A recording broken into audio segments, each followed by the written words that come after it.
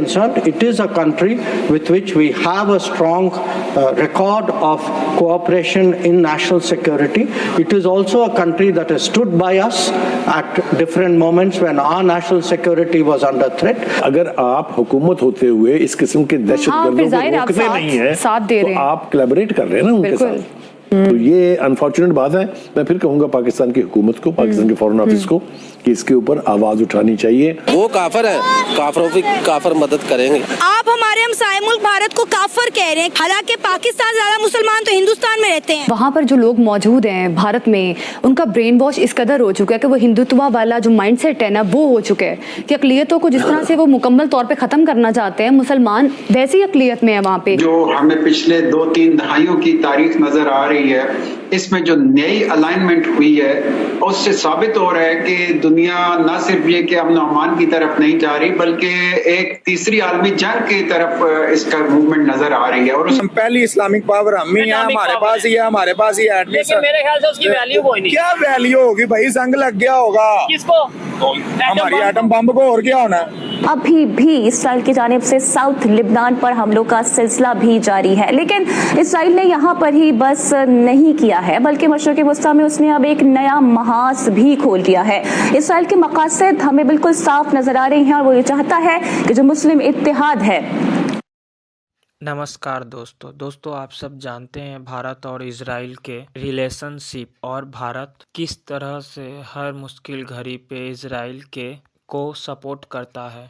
इसी तरह दोस्तों अब हमारे फॉरेन मिनिस्टर एस जयशंकर सरेआम भारत के पार्लियामेंट में खड़े होकर पूरी तरह से इजराइल को सपोर्ट किया और एस जयशंकर सर ने हमारे ऑनरेबल स्पीकर के सामने कहा कि इजराइल वो देश है जो भारत का सपोर्ट किया था जब भारत मुश्किल घड़ी पर था और इजराइल ने भारत की जमकर के मदद की। अब भारत इसी तरह से इजराइल का एहसान चुकाते हुए इजराइल को हर संभव मदद कर रहा है और उसे हथियार भी सप्लाई कर रहा है। और दोस्तों एस जयशंकर के इस स्टेटमेंट को सुनकर पाकिस्तान काफी ज्यादा परेशान है, क्योंकि पाकिस्तान कभी नहीं सोचा था कि भारत इस तरह से जितने भी इस्लामिक देश है उन सब के खिलाफ जाते हुए खुल करके सपोर्ट करेगा इजराइल को, और यहाँ तक कि अपने पार्लियामेंट में ऐलान कर रहा है। तो चलिए इसी पर पाकिस्तानी मीडिया का रिएक्शन देखते हैं। वीडियो अगर अच्छी लगी है तो वीडियो को लाइक, चैनल को सब्सक्राइब जरूर कीजिए।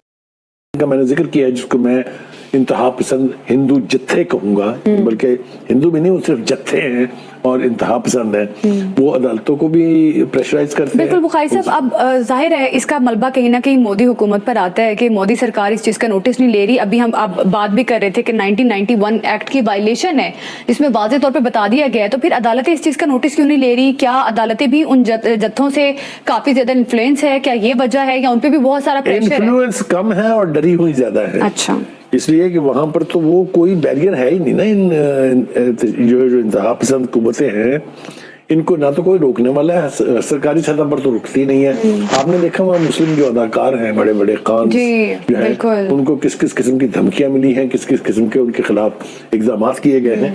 तो ये एक माइंड सेट है, हिंदुओं में एक माइंड सेट है। मोदी को देखिए कि उसकी अकल का मातम करने को दिल चाहता है कि वो 22 करोड़ मुसलमानों को कह रहे हैं कि ये सब घुसपैठी हैं, इनको भारत छोड़ के पाकिस्तान दफा हो जाना चाहिए। यानी इसके ऊपर भी मुझे हैरत यह है कि ये आलमी ज़मीर और आलमी इंटरनेशनल ऑर्गेनाइजेशन, ह्यूमन राइट्स के मामले, ह्यूमन राइट्स के चैंपियन जो हैं, वो कैसे खामोश रह जाते हैं। आप देखिए अभी जामिया मस्जिद दिल्ली की बात तो आप छोड़ दें, उसके बाद सिंबल के अंदर एक मस्जिद है, उसको भी उन्होंने कहा कि जी हाँ इसके नीचे भी मंदिर है। उसके बाद बदायूं में शमशी जामा मस्जिद पर भी मंदिर होने का दावा कर दिया उन्होंने। अजमेर शरीफ की दरगाह जो है उसके ऊपर जो इतनी पॉपुलर, आपको पता है यहाँ से ज़ायरीन हर साल जाते हैं वहाँ, यानी हाजिरी देने के लिए। फिर इसके बाद पीर पाशा एक दरगाह है, उसके ऊपर भी उनका ये बहुत पुरानी दरगाहें हैं। तो ये एक आपको कैंपेन लग रही है कि अब कैंपेन जो है वो जोर पकड़ती जा रही है, और जहां जहां भी मुस्लिम आइकन्स हैं या मुस्लिम मोनूमेंट्स हैं या मुस्लिम लैंडमार्क्स हैं, उनके ऊपर यानी हिंदुता का कब्जा, हिंदुता के जरिए कब्जा करने की ये जो ख्वाहिश है, इसके ऊपर मेरे ख्याल से पाकिस्तान को और पाकिस्तान की हुकूमत को यकीनी तौर पर जो इंटरनेशनल प्लेटफॉर्म अवेलेबल है वहां पर आवाज उठानी बिल्कुल, चाहिए। इवन वहाँ के जो मुसलमान हैं वो एहतजाज भी कर रहे हैं, लेकिन उनके साथ भी कोई अच्छा सलूक नहीं कर रही भारतीय पुलिस जो है ना, वहाँ पे रियासती इदारे इस चीज का नोटिस ले रहे हैं, अपनी कानून की वायलेशन भी कर रहे हैं, सब खुलेआम सबके पानी सामने। की टंकी जो है वो साफ की जा रही थी, उसके ऊपर जिस किस्म का हंगामा हुआ, 6 मुसलमानों की जान जो है वो गई। ये इस तरह का, मैंने कहा ना कि चूंकि इन इंतहा पसंद ग्रुपों को हुकूमती सरपरस्ती हासिल है, बिल्कुल, और इसी तसादुम में 4 मुसलमान हलाक भी हुए। 6 एक जगह हुए हैं। मुसलमानों की हलाकतों की तो तादाद बेपनाह है। हर दूसरे तीसरे शहर में, हर दूसरे तीसरे महीने हिंदू मुस्लिम कुछ फसादात होते रहते हैं। आप देख लीजिए, जहां जहां भी ये हिजाब के हवाले से हिंदुस्तान में क्या हुआ किसी के बताने की जरूरत है। तो ये एक माइंड सेट है, ये हिंदुत्व की पॉलिसी को पूरे भारत में नाफिज करके अखंड भारत का ख्वाब जो है वो पूरा करना चाहते हैं। ईरान, इराक, इनको बोला कि ये हमारे लिए अजाब है, लानत है, दुनिया के लिए अजाब है। क्या कहना चाहेंगे? इसका मतलब है कि भाई इंडिया इस टाइम पूरी दुनिया के लिए ब्लेसिंग का वो बना हुआ है। बिल्कुल इसी तरह से इंडिया बिल्कुल पूरी दुनिया के लिए जो ब्लेसिंग का हुआ है, क्योंकि वो लोग किसी के साथ भी खड़े होने के लिए तैयार है। वो सबके साथ सिर्फ अपना बिजनेस के मफाद की हद तक वो काम करते हैं। और आजकल पाकिस्तान के हमारे भी जो है वो हुक्मरान यही काम कर रहे हैं। ठीक है, नहीं पाकिस्तान की तो बिल्कुल वैल्यू ही नहीं है। पाकिस्तान को तो कहीं पर कुछ माना ही नहीं जाता है, क्योंकि हमारे हुक्मरान हमारी आवाज उठा के राजी नहीं है। हमारी आवाज क्या, मैं कहता हूँ फलस्तीन तो दूर की बात, इधर जो पाकिस्तान में हो रहा है। खान साहब मुझे बताएं, फलस्तीन और पाकिस्तान ओवरऑल अगर बात करें, क्या आप कहना चाहेंगे यहाँ के लोगों में और वहाँ के लोगों में क्या इसमें फर्क है? देखो आजकल जो है जो फलस्तीन में बड़ा जुल्म हो रहा है। अच्छा, तो ये पर हम मुसलमान लोग क्या, ठीक है, तो हम क्या कर रहे हैं? हम इकट्ठा होके हम उसके आवाज उठाए। ठीक है, ये कह रहे हैं कि इकट्ठे होके आवाज उठाएं। मुझे बताएं कि क्या तमाम मुस्लिम कंट्रीज इकट्ठे हो सकते हैं? होना तो चाहिए, बनता है।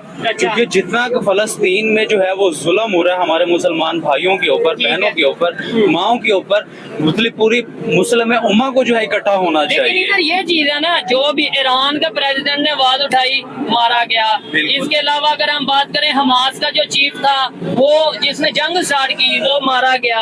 अभी ये खबर आ रही है कि हिजबुल्लाह, जो कि एक बहुत बड़ी ऑर्गेनाइजेशन है, उसके जो हेड है उसे भी इसराइल ने जो उनसे वो मार दिया है। यानी कि जो भी आवाज उठाने की कोशिश करता है उसे मार दिया जाता है। सिर्फ यही चीज है कि जो आवाज उठाने वाले लोग हैं उनके साथ चलने वाला कोई नहीं है, और जो आवाज बुलंद करते हैं उनके साथ फिर जो है, क्योंकि वो तन्हा होते हैं। सर, इसमें एक चीज ये भी है ना कि इसका मतलब ये है कि इसराइल के पास टेक्नोलॉजी ज्यादा है। इसका मतलब ये है कि उनके पास इंफॉर्मेशन ज्यादा है, उनकी इकोनॉमी बढ़ी है, इकोनॉमी बेहतर है। इस वजह से जो भी आवाज उठाएगा, या तो हम भी अपनी टेक्नोलॉजी बेहतर कर लें, अपनी इकोनॉमी बेहतर करें, फिर हम मुकाबला करें तो पता चले। बिल्कुल ऐसे ही है। लेकिन अगर पाकिस्तान और चंद हमारे जो ममालिक हैं, ईरान है या और दोस्त ममालिक हैं, सारे उनको एक कह दें कि हम भी एटॉमिक पावर हैं, अच्छा, हमारे पास भी मिसाइल मौजूद है, हम आप लोगों के साथ खड़े हो सकते हैं फलस्तीन के साथ।